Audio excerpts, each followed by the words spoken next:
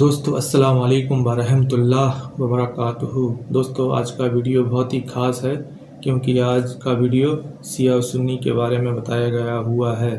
تو اگر آپ میرے چینل پر نئے ہیں تو آپ میرے چینل کو ضرور سبسکرائب کیجئے اور بیل بٹن کو ضرور دبائیں جس سے آنے والی ویڈیو آپ تک پہنچیں۔ تو دیر نہ کریں دوستو، آپ سب سے پہلے یہ ویڈیو دیکھیں، پھر اس کے بعد اپن بات کریں گے۔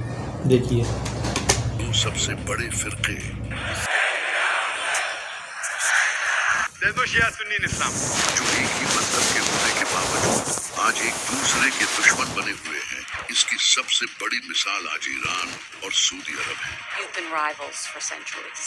If they get one, we have to get it back. While Iran's Ayatollah Khomeini has issued a warning to Saudi Arabia, Both Tehran and Riyadh are formidable rivals. They have fought most wars in the region. یہ دونوں countries مسلمان ہونے کے باوجود ایک دوسرے کے جانی دشمن ہیں، لیکن آخر کس طرح مسلمان ان فرقوں میں بٹے، یہ جاننے کے لیے ہمیں آج سے 1400 سال پہلے جانا ہوگا۔ 1400 سال پہلے جانا پڑے گا اس لیے۔ نبی صلی اللہ علیہ وسلم کی نبی وفات سے صلی اللہ علیہ تقریباً وسلم 3 مہینے پہلے اللہ نے نبی صلی اللہ علیہ وسلم کو ان کی زندگی کا آخری حج کرنے کا حکم دیا، جس کے بعد نبی صلی اللہ علیہ وسلم یہ حج کرنے کے لیے مکہ کی طرف روانہ ہوئے اور پھر نبی صلی اللہ علیہ وسلم نے حج ادا کیا۔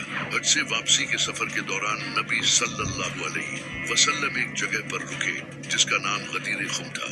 یہ ایک ایسی جگہ تھی جہاں سے ڈیفرنٹ راستے نکلتے تھے، یعنی کہ اب مسافر ایک ایسی جگہ پر پہنچ چکے تھے جہاں سے ان کے راستے الگ ہونے والے تھے۔ تو نبی صلی اللہ علیہ وسلم نے اپنے صحابہ کو حکم دیا کہ میرے لیے ایک ممبر تیار کرو، جس کے بعد نبی صلی اللہ علیہ وسلم کے صحابہ نے ان کے لیے ایک ممبر تیار کیا۔ پھر آپ صلی اللہ علیہ وسلم ممبر پر چڑھے اور فرمایا، اے لوگوں، جان لو کہ میں بھی ایک انسان ہوں۔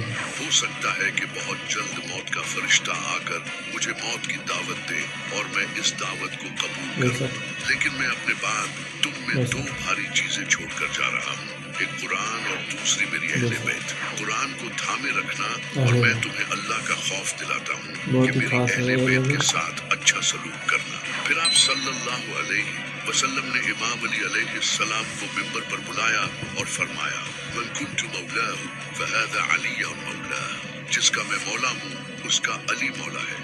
یا اللہ، اس سے محبت کر جو علی سے محبت کرے اور اس سے دشمنی رکھ جو علی سے دشمنی رکھے۔ عربی میں مولا کا مطلب سردار یا لیڈر ہوتا ہے، یعنی نبی صلی اللہ علیہ وسلم امام علی کو امت کا لیڈر بنا کر گئے تھے۔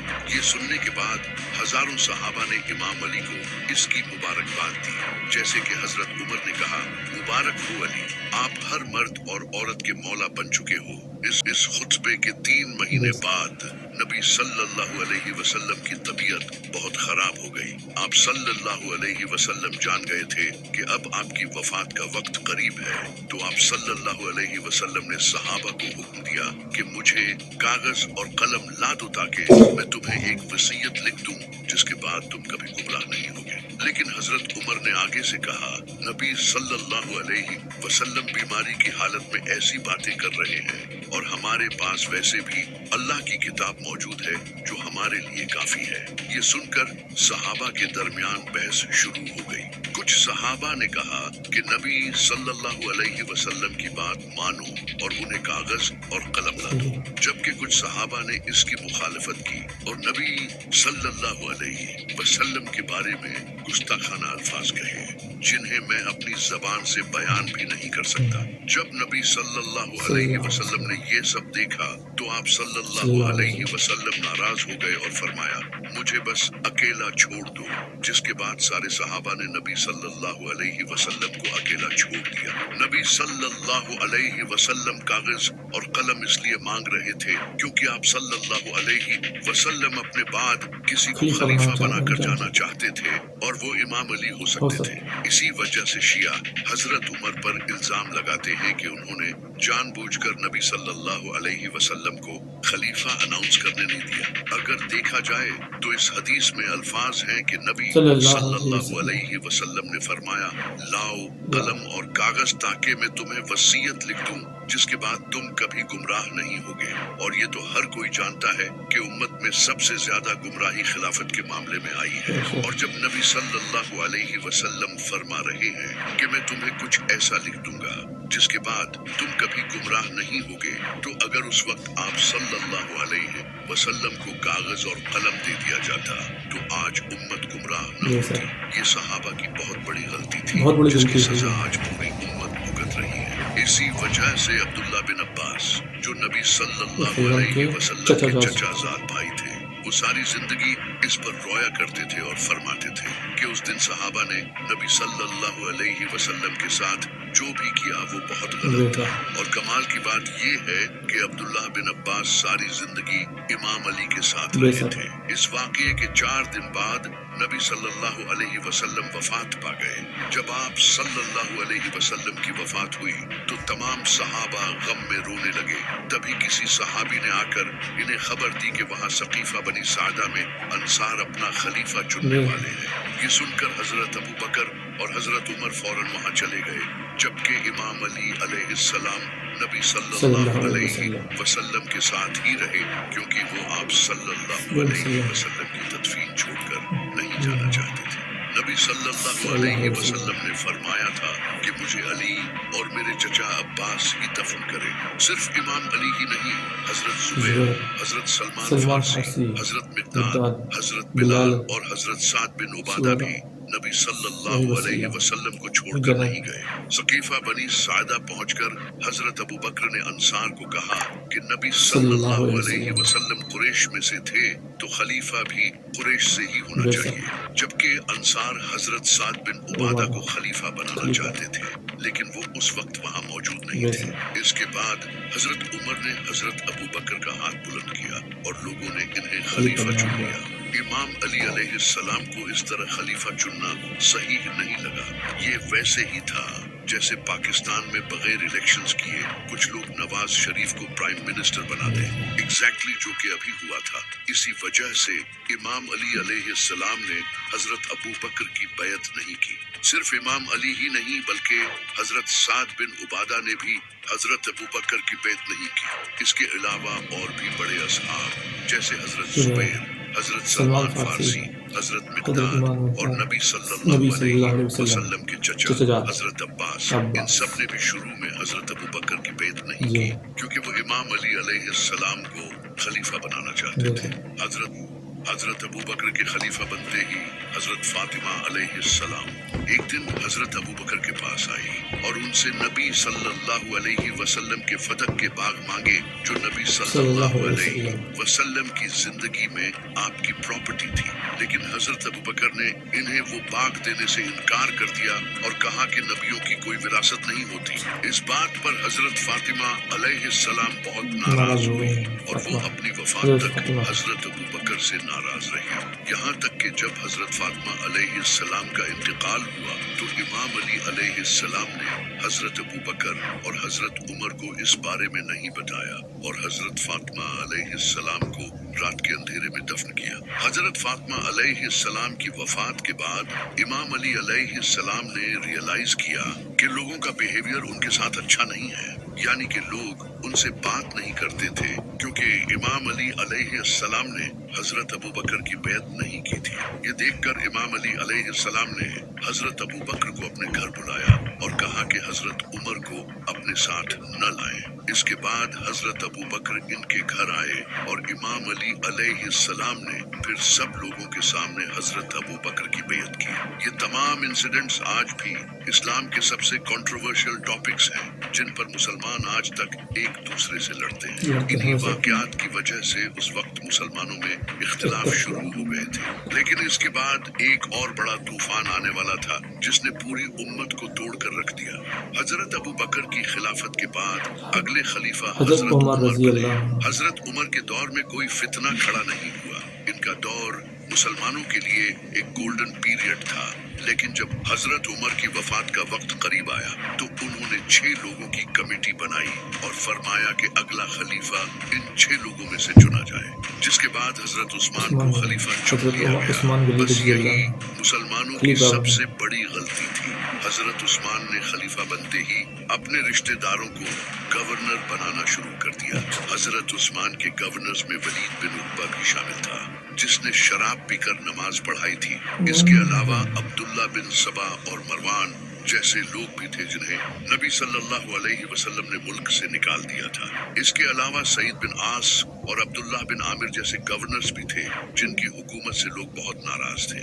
ये हालात देखकर नबी सल्लल्लाहु अलैहि वसल्लम के बहुत ही अजीज सहाबी और मेरे इमाम अली के करीबी दोस्त हजरत अबू ज़र गफारी रज़ी अल्लाह तआला अन्हा हजरत उस्मान के खिलाफ हो गए और हजरत उस्मान के फैसलों को क्रिटिसाइज करने लगे।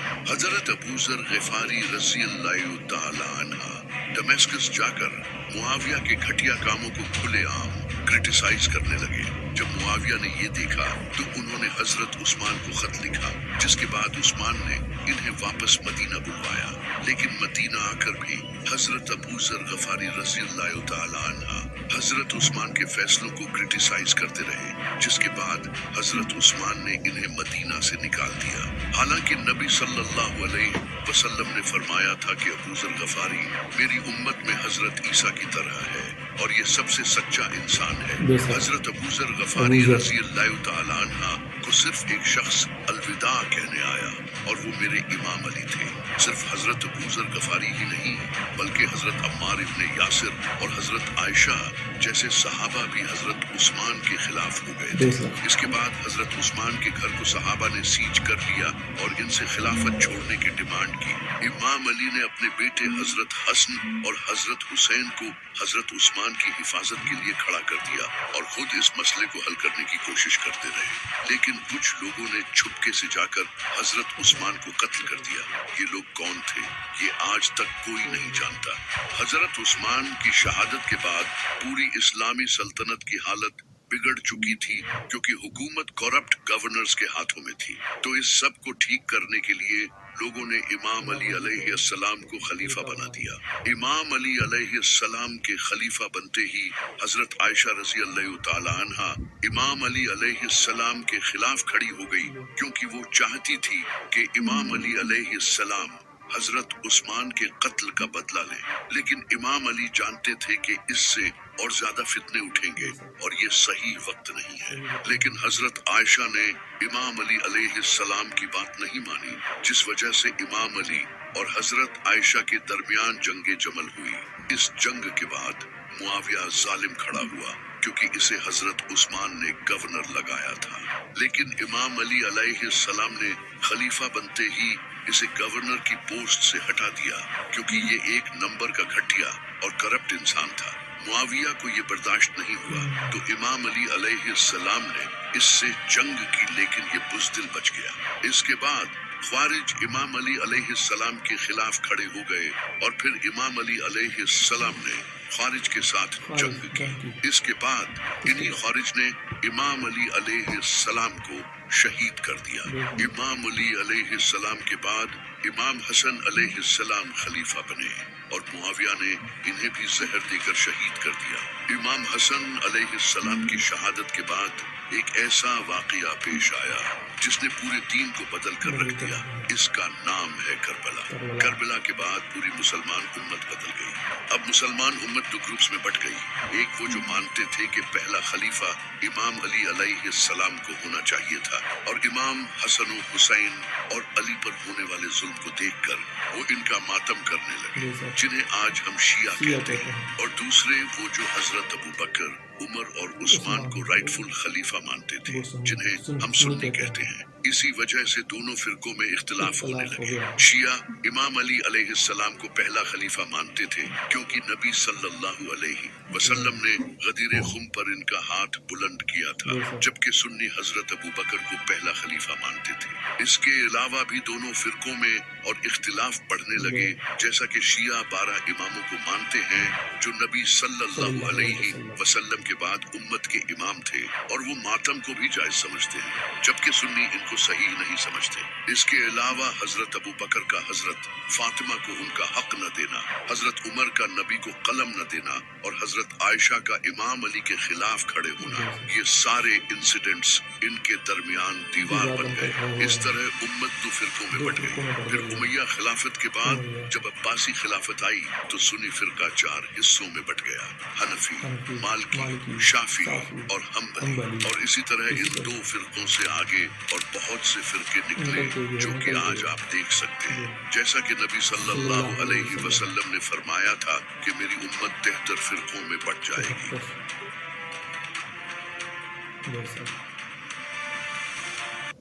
तो आपने देखा ये वीडियो कितना ख़ास है। ये वीडियो इन दोनों में कितना इख्तलाफ हो गया था, एक दूसरे से जंग करने के लिए भी मजबूर हो गए थे। दोस्तों, आप ये वाक़या सुनकर आप ताज्जुब करेंगे कि दोनों एक ही गुट हो, एक ही ईमान के रहने वाले दोनों जो है एक दूसरे के दुश्मन हो गए थे और आज भी ये दुश्मन चल रही है। हुज़ूर सल्लल्लाहु अलैहि वसल्लम ने फरमाया था कि आप लोग सब एक इकट्ठा होकर रहें और उस दिन कलम दिया होता तो आज फिरकों में नहीं बटे होते। तो इंशाल्लाह आपको ये वीडियो बहुत अच्छा लगा होगा। उम्मीद है कि आप मेरे वीडियो से कुछ सीखे होंगे थोड़ा बहुत। तो दोस्तों देखिए, आप मेरे चैनल को सब्सक्राइब ज़रूर करें और बेल बटन को ज़रूर दबाएं जिससे आने वाली वीडियो आप तक पहुँचे।